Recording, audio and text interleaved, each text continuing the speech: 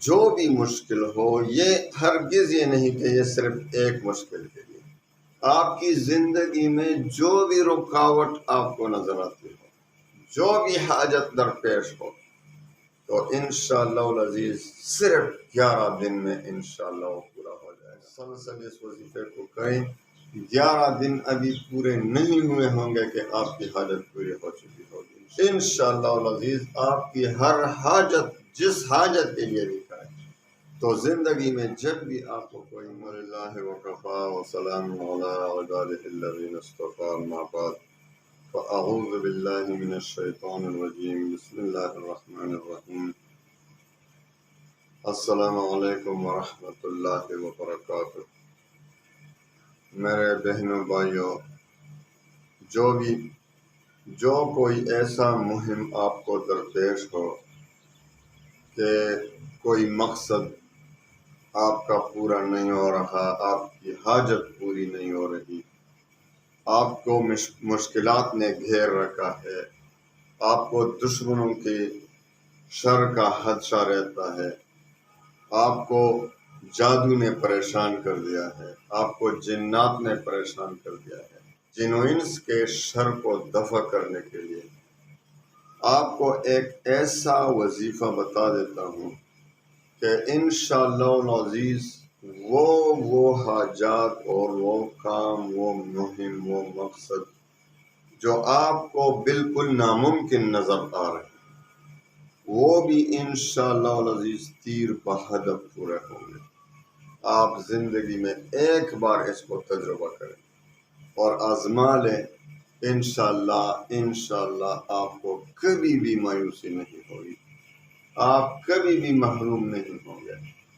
تو وظیفہ کے لیے اجازت عام ہے، میں ہمیشہ آپ کو یہی کہتا ہوں، لیکن بار بار کمنٹ میں لوگ اجازت مانگتے ہیں، واٹس ایپ پہ میسج کرتے ہیں مجھے خصوصی اجازت ہے۔ میرے بھائیوں بہنوں، آپ کو سب کو خصوصی اجازت ہے۔ خصوصی اجازت ہے ان سب بھائی بہنوں کے لیے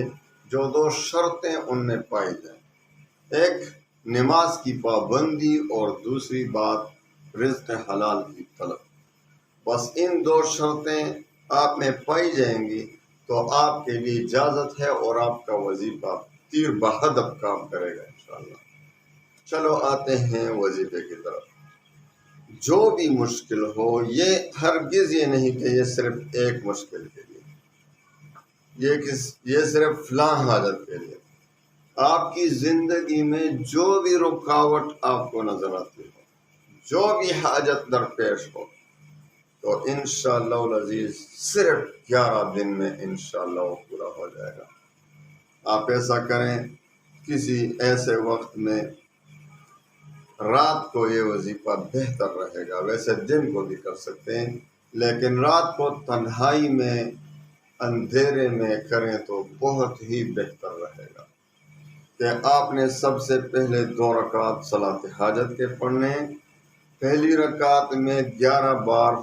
یعنی سورہ فاتحہ کے بعد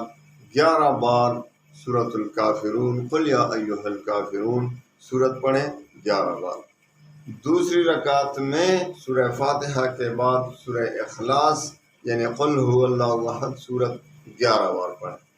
اس کے بعد آپ جب نفل سے فارغ ہو جائیں تو اللہ کا ذکر کریں، سبحان اللہ